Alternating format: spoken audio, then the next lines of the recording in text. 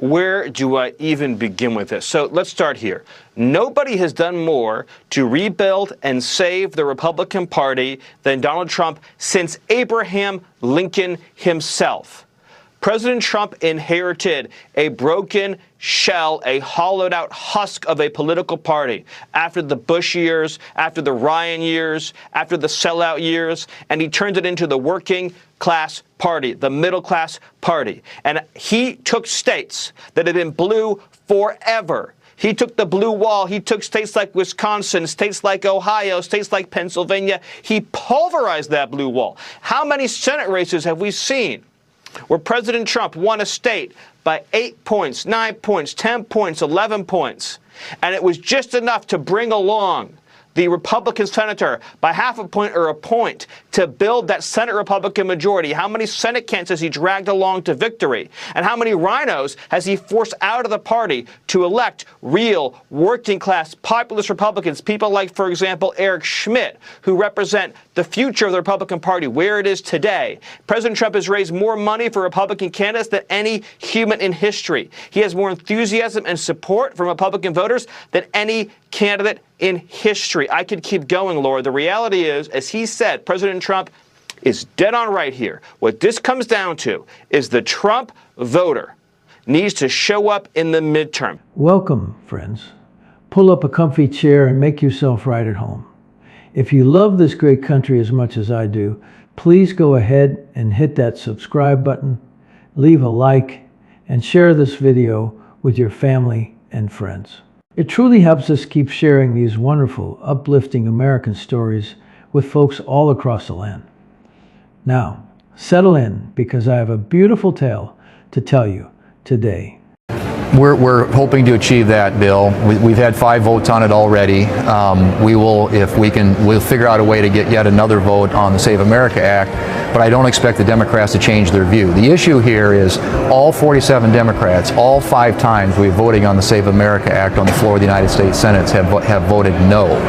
This is an issue about going after Democrats, making this an issue in the fall campaigns and holding them accountable for being on the wrong side of an 80-20 issue with the American people. But we will try and set up a way to get more votes on that, to put them on the record again. But the fact of the matter is, you have block opposition from Democrats in the United States Senate when it comes to this issue. And that's why it's so important that we elect more Republicans to the Senate in November. All right, that wasn't a yes, so I'll take it for what it is for now. Hey, Jonathan, this message is for you on this Saturday morning. You're a failure. You really went on vacation and left the American people hanging. We deserve better. We deserve representatives that'll be there.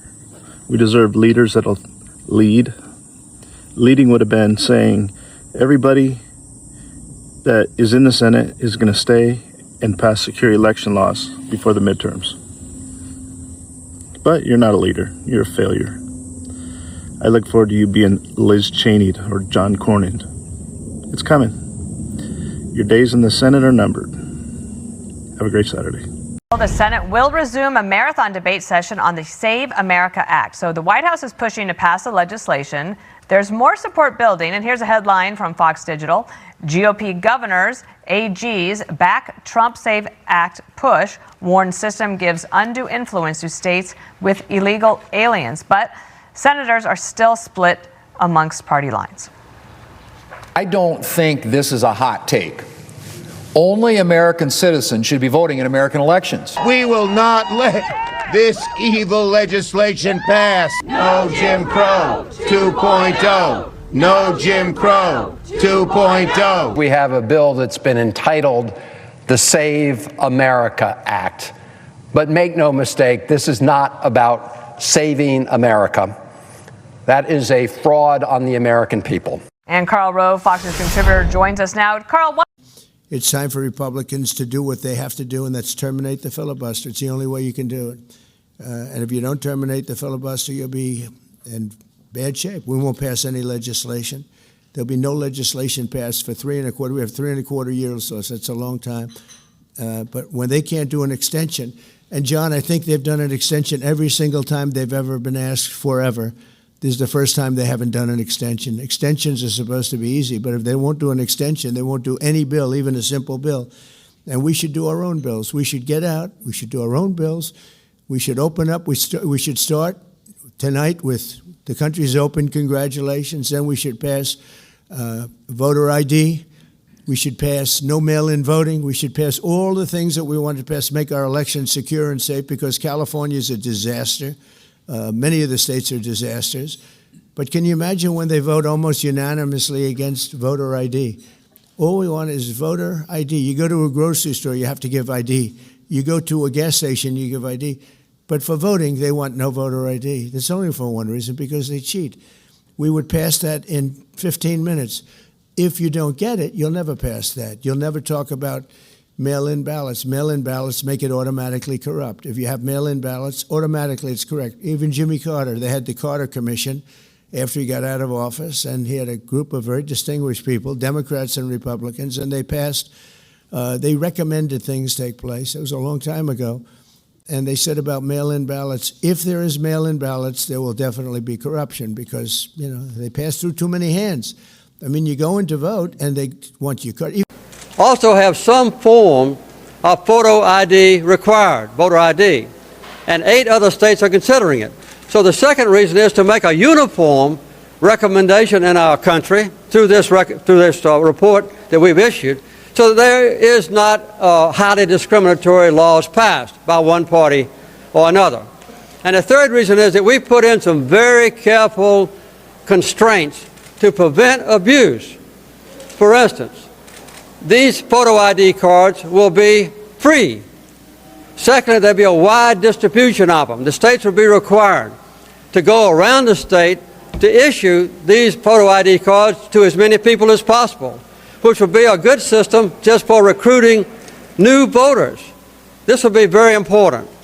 And so this will be, I think, a move forward in getting more people to vote. It will not restrict people from voting. It'll be uniformly applied throughout the country, and it will be non-discriminatory. Friends, gather round and listen close. What we are seeing right now in Washington is like a bright, warm sunrise for every hard-working American who believes this great country comes first. The story of our Republican Party has reached a beautiful and exciting moment, and the energy in the air is just electric. For a good while now, Senate Majority Leader John Thune has been doing his best to hold things together. But in these fast-moving times, the old, cautious ways of Washington have been a bit too slow. He was moving gently on the big tools needed to lock in President Donald Trump's bold America First plans. Things like changing outdated rules that block progress and passing strong, ironclad laws to keep our elections safe and honest. Because of this hesitation, his old way of leading is starting to quietly and gracefully step aside, making room for a new generation of real fighters to step forward. Just in these last few days, President Trump, our wonderful 45th and 47th president, made it clear that we need fresh, strong energy to guide our nation, and right on cue, 5 brave, rock-solid America First senators have risen up with pure fire and love for this country in their hearts. They're charging ahead right now to reshape how the Senate works, bringing everything beautifully in line with the president's grand vision. They are taking the reins on the issues that matter most to everyday folks like you and me. This isn't an angry fight. It is a happy, powerful shift that puts President Trump's strength and the people's will right at the front of the line. Picture this in your mind right now. President Trump, the man who never ever backs down, is standing tall and proud in the White House. He is reminding everyone that helping Americans comes first. He has already delivered tax cuts that put more money in the pockets of hardworking moms and dads. He has worked tirelessly to fix the border chaos, to keep our small towns safe. He has sped up putting good, honest judges in place who truly love America. But over in the Senate, the old ways of doing business were holding back the really big wins. Senator Thune did some solid work getting people approved. Sure. But when it came to going all in on the most important place, like the Save America Act to protect our honest voting, he worried that they just didn't have enough votes to win. Well, President Trump knows better.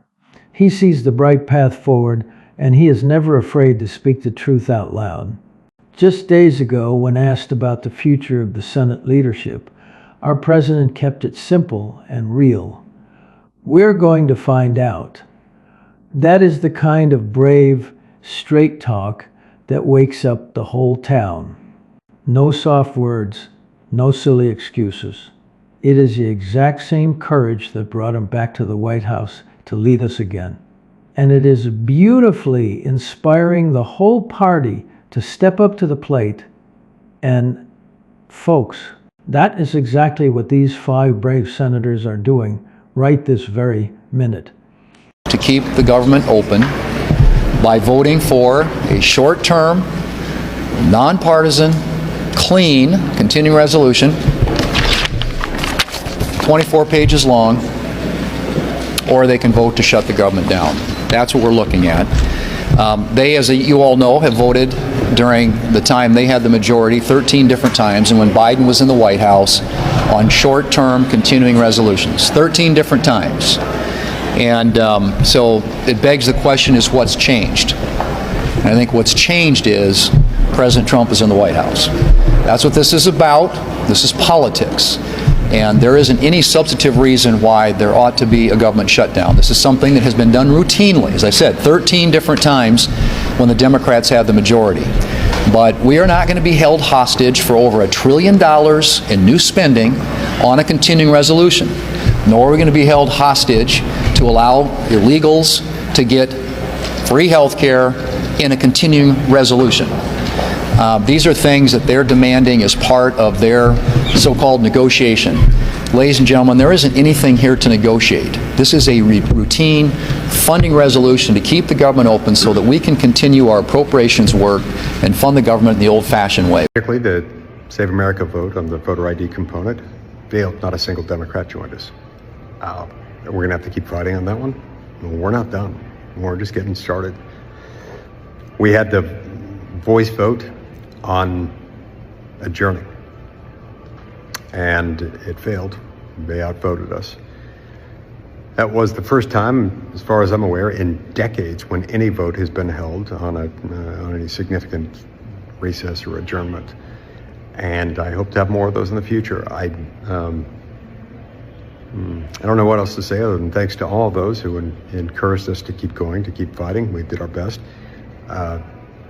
Left no stone unturned. I wish the outcome had been different, both as to adjournment and as to these votes. But this fight's not over. We're just getting started. To adjourn pursuant to the previous order. The question's on the motion. All in favor say aye. Aye. All opposed say no. No. The ayes have it. The motion's agreed to.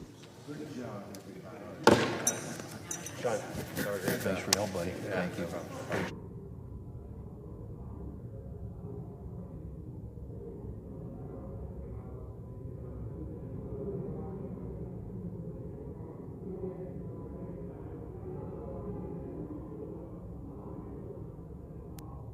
Americans think we should, and tonight we'll find out if their senators agree.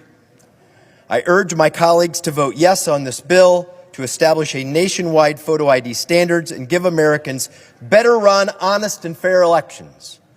Madam President, I yield the floor.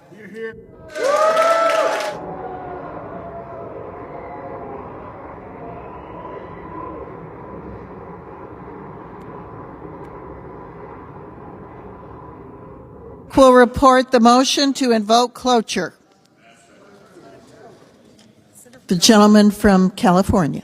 Thank you, Madam President. Colleagues, here we are after months and months of continuing to debate this bill, which still hasn't passed. We should be debating how to bring costs down for working families across the country. I'd love to hear from my colleagues how we're going to get out of this war in Iran, but instead, here's this measure again, which is not a simple voter ID bill. As written, it is stricter than most voter ID bills in states that already have a voter ID law in place. But this goes even further, requiring voters to include a copy of their ID when they vote by mail.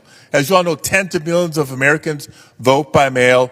This bill would do away with secret ballots as we know it. So, colleagues, I urge you to vote no on this measure.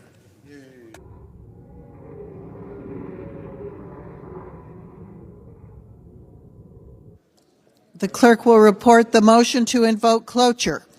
Cloture motion. We, the undersigned senators, in accordance with the provisions of Rule 22 of the Standing Rules of the Senate, do hereby move to bring to a close debate on the motion to proceed to calendar number 547, S5271, a bill to amend the Help America Vote Act of 2002 to require voters to provide photo identification, signed by 17 senators. Under the previous order, the mandatory quorum call under Rule 22 has been waived. The question is it the sense of the Senate that debate on the motion to proceed to S5271, a bill to amend the Help America Vote Act of 2002, to require voters to provide photo identification, shall be brought to a close? The yeas and nays are mandatory under the rule. The clerk will call the roll. Ms. Elsa Brooks. To go home on recess, they ought to be ashamed of themselves. They ought to pay a portion of the national debt on the salaries they're making for going home and not coming back till September. Look, this is for the survival of this country and for the integrity of this country. Already having trouble getting people excited to vote. This isn't helping at all. You know, having something to take to the campaign against Democrats as a legislative win on voter ID when the actual cause for concern for Americans is the Save America Act. And it's not Democrats that's stopping the Save America Act from getting voted on and passing. It's your Republican colleagues. Coming out of this recess, you've got those lame duck colleagues or the ones that are in states, potentially Maine, that may not want to vote for it for those reasons. I mean, do you see any way, if you're being honest and truthful with me, we're just two people talking in a room, do you see any way the Save America Act, as it exists today, without major changes, becomes law before this Congress is over? Well, Joey, I would say it's a really uphill battle, and only with President Trump at the helm is there even a chance of doing that. But I want to at least set the record straight here. Yesterday, all 52 Republicans voted in favor of voter ID, and there's some version of the SAVE Act that we can get at least 50 votes as well. And you and I both know that we should be talking about the Democrats right now. We cannot get one Democrat to vote in favor of voter ID, let alone proof of citizenship. You know, I don't know, John. I mean, I honestly don't know. Everybody, I don't know what's in people's heads and what's in people's hearts. Here's what I do know. If we do reconciliation, we don't need any Democratic votes. We do have to get the permission of the parliamentarian. Yep. But there's a way to craft a voter integrity bill, the so-called SAVE Act, that I believe can pass muster with the parliamentarian, but we don't know unless we try. Now, Senator Thune, to his credit, is going to bring that to a vote on the floor. We're going to have a chance to do what we call get on the bill. I'm obviously going to vote yes. I think all Democrats will vote no. I don't know how many Republicans will vote no, but probably some will. All right. Well, in the meantime, we will all stay dazed and confused about what's going on in the Senate. Shocking sound bites. Well, I think it's we've been asleep at the switch, ma'am. You know that you hear a Democrat candidate who will be elected in New York who says that they use that beautiful flag as a napkin. That's the same flag, man, that men and women fought under that freed the slaves. There's a 48-star version of that on my wall where that was on my uncle's casket who died fighting the Nazis. That's the same flag my dad killed a lot of people for in the Pacific. The guns behind me, you can barely see them, were taken off of dead Japanese soldiers that he actually killed fighting for that flag. The same, you know, my daddy till the day he died was a respected dean at University of Tennessee, a wonderful Christian man. He was my best friend. And he, you know, you wouldn't wake him up by over the top of him to the day he died. I always grabbed him by his big toe because he would wake up on one of those islands and he might pin me against the wall. The same flag that when they unfurled it at University of Tennessee football games when I was a little boy that my mama would cry over because she was thinking about her brother Roy, who had that 48 star flag over his casket. These people are serious, ma'am. They're well funded.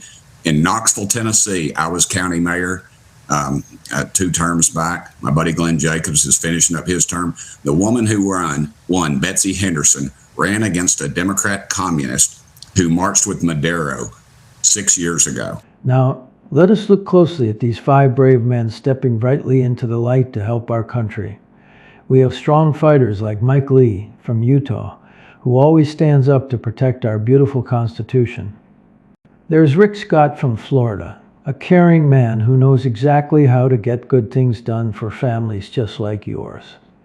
We have Ron Johnson from Wisconsin, who watches over our country's budget like a watchful eagle, making sure your hard-earned tax dollars are safe. There is Rand Paul from Kentucky, who is always guarding our precious freedoms, and we have a wonderful new voice, Bernie Moreno from Ohio, who just came from talking to everyday folks and is ready to work hard for the movement. They are not sitting around waiting for things to happen. They are rolling up their sleeves and saying, let's get to work right this minute.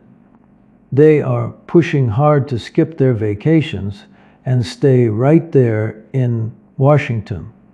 They want to pass the important laws that protect our borders and make sure our elections are completely fair, safe, and honest. It is just like watching your favorite football team finally get the right coaches, calling the very best plays.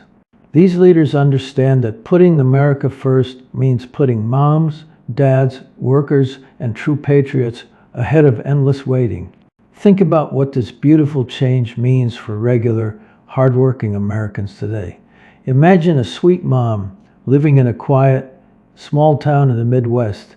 Not long ago, she was working 2 whole jobs just to buy groceries when prices were sky high. President Trump's strong leadership has already started turning that big ship around, bringing factories back home so people have good, steady jobs. But without a Senate working just as hard and fast as the president, those wonderful changes could slow down. Now, with these 5 senators stepping up to help the president, that hardworking mom can feel a real happy difference coming in the air. She knows her vote will count every single time. Small businesses in her town will have an easier time growing, and the government is finally listening to her heart. Or picture a brave veteran down in the warm South. He served our great country with honor, and now he just wants our borders to be secure so his children can grow up safe, happy, and sound. President Trump's clear promise to put American workers and families first is exactly what these senators are fighting to make real every single day. This beautiful moment didn't just happen out of thin air. Friends, think back to President Trump's very first days in office. He shook things up by putting American jobs first, no matter how hard the old politicians tried to stop him. He took the hits, but he never, ever gave up on us. The people saw that amazing strength, and they handed him the White House again to be our 47th president. And as the days rolled by, President Trump kept asking for more progress. He asked them to change the old, dusty rules that block good ideas. When the old leaders kept hesitating, the president's clear voice cut right through all the noise. And these 5 brave senators heard that loud call. They stepped onto the field like true champions, ready to win for the great American team. About why they were filibustering voter ID, not just vote in Ditch Town. Well, first of all, it's good to be with you. Senator Lee is 100% correct. This is why he has supported major changes to the Senate filibuster, essentially requiring U.S. senators to hold the floor if they want to filibuster legislation, because what happens is they just withhold their vote on common sense legislation like requiring voter ID in our elections. Simple stuff that everybody agrees on, they withhold their vote and then they just go home. And this is disrespectful to the people of our country. It is overwhelming that the American people want voter ID in our elections, and that they also want to make sure that people who are voting are American citizens. It's not even close, except if you're an elected Democrat, because once again, we are seeing that the Democrat Party, the elected elites, they want to protect their power as opposed to securing the elections of the American people. Unlike passing the Save America Act, which the president has been pushing for, Senate Majority Leader John Thune has repeatedly said he does not have the votes despite the president's insistence. The Senate also did not take a test vote on a bipartisan bill to regulate money in intercollegiate athletics. It was bogged down by a fight over whether the legislation kept men from competing in women's sports. Senator Ted Cruz. This president is trying to push this SAVE Act, which basically would require that for people to register to vote, you're going to have proof of who you are through a passport, which a lot of Americans don't have, or a birth certificate. Same point. Yeah, kind of like when you go to the salad bar at Olive Garden. You're going to have to provide some ID. It seems like a pretty rational thing. But, again... Do you have to show your ID at the salad bar? Yeah, apparently. Remember the story a couple of weeks ago that apparently you have to now show your ID at the Olive Garden salad bar. I've got some part of that wrong, but it was something general. Wow, no, apparently it's true. No, that's part of it. And also at the government grocery stores that Mom Donnie's doing. Yes, that's the best part. You're going to have to prove your identity because he doesn't want... This president is trying to push this SAVE Act, which basically would require that for people to register to vote, you're going to have proof of who you are through a passport, which a lot of Americans don't have, or a birth certificate. Same point. Obstacles to make it difficult for you to register to vote.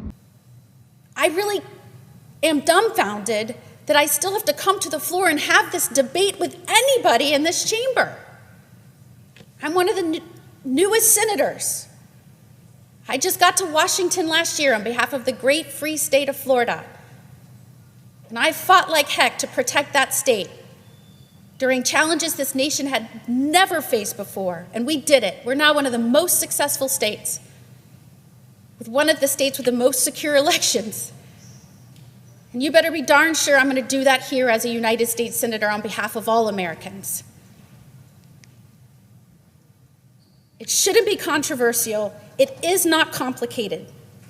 It is a basic safeguard of our republic that ensures our government remains truly of, by, and for the American people. And from the beginning, the founders understood the importance of fiercely protecting our elections. Framers like Alexander Hamilton knew that our laws and our systems should reflect the will of the American people and no one else. And so Americans must be able to trust that their elections are not corrupted or skewed or nullified by non-citizens voting or ineligible persons voting. Questions about election integrity are not new. They were recognized and debated by the founders themselves. During the Constitutional Convention, one member expressed concern that states may make false returns of their elections. States today give licenses to those here illegally and then register them to vote. A lot of that paperwork happens at the same time. And it's the responsibility of Congress to uphold the election integrity of this country. It's our responsibility to do that on behalf of our constituents back home. In fact, I think it's the responsibility of this chamber to put it up for a vote so they can see who is standing up for them back home. That is the only way we can ensure the people have confidence in this system and the legitimacy of our results of elections. And this is about more than one bill. Look at any of the election integrity measures that are coming up. I'm proud until we act upon the most vital aspect of protecting our democracy, and that is securing our elections so that we remain a government of Americans, free Americans, by Americans, for Americans. And I'm here today to make sure that happens. Our great American experiment hinges on the sanctity and integrity of our elections. And it is our responsibility, every single one of us, no matter what side of the aisle we sit on, to protect the United States of America and everything that it was built on. And to do that, we have to ensure that only Americans and legitimate voters participate in American elections. Over 250 years ago, this nation began as a bold experiment in self-representative government. And we are still guided by those enduring words that followed, "We the people." And while the challenges we face today may seem more modern, certainly more complex, and more immediate than those confronting the founders, the principles they laid out remain steadfast, guarantees to our people. We the people agreed we would live among one another, create, enforce, and uphold our laws. And to do that, we created a strong republic that depended on we the people being engaged in our elections to select our representatives, the representatives of the people, to serve our interests. And the Save America Act, indeed, election integrity efforts, are grounded in a simple, common sense, indeed foundational principle that only American citizens should vote in American elections. Just the other day, I was talking to a hard-working factory worker from Pennsylvania. His plant almost had to close its doors a few years ago, but President Trump's policies brought it roaring right back to my life. He looked at me with a big, hopeful smile and said, "This is why we chose him to lead us." When the old leaders hesitate, the real America First crew stands up. It's like the heroes have finally arrived. That same feeling of warm, bright hope is running through the hearts of people all across our land right now. Another sweet voice from a mom in Arizona whose town was struggling with crowds at the border told me, "Our president never gives up on us." Seeing these new senators push so hard makes me believe with all my heart that my kids will grow up in a stronger, safer America. These aren't just stories, friends. They are the true heartbeat of a great country. President Trump's amazing strength shines the brightest in moments exactly like this. He is the leader who looked out for our safety, helped rebuild our military, and brought peace to our world while fixing the big messes right here at home. His grand vision is not hard to understand at all. Putting America first simply means our citizens get treated fairly. Our borders are safe and secure, and our leaders always listen to you, the voters. When the old way of doing things left important jobs stuck and unfinished in the Senate, our president didn't stay quiet. He kept cheering for progress, and that very encouragement is what sparked these 5 brave senators to charge forward.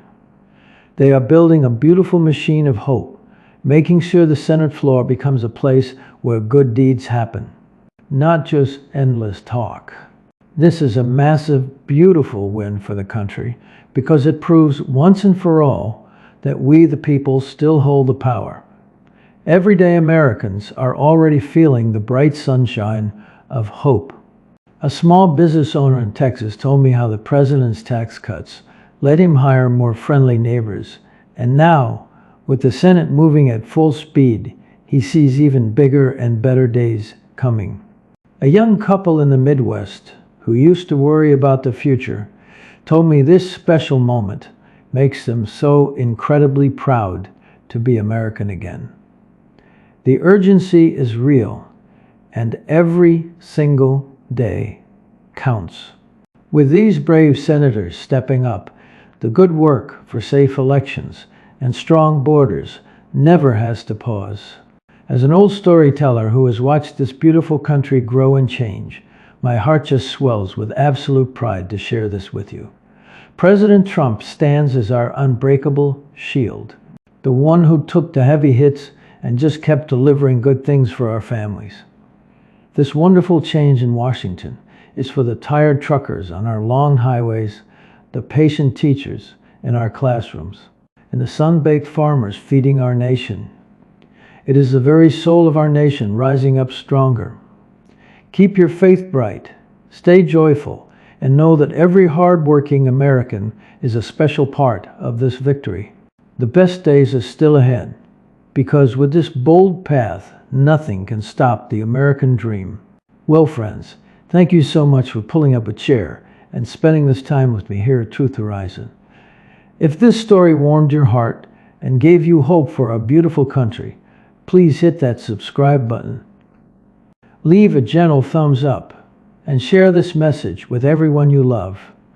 Together, we can keep the bright light of truth and patriotism shining far and wide. God bless you, and God bless America.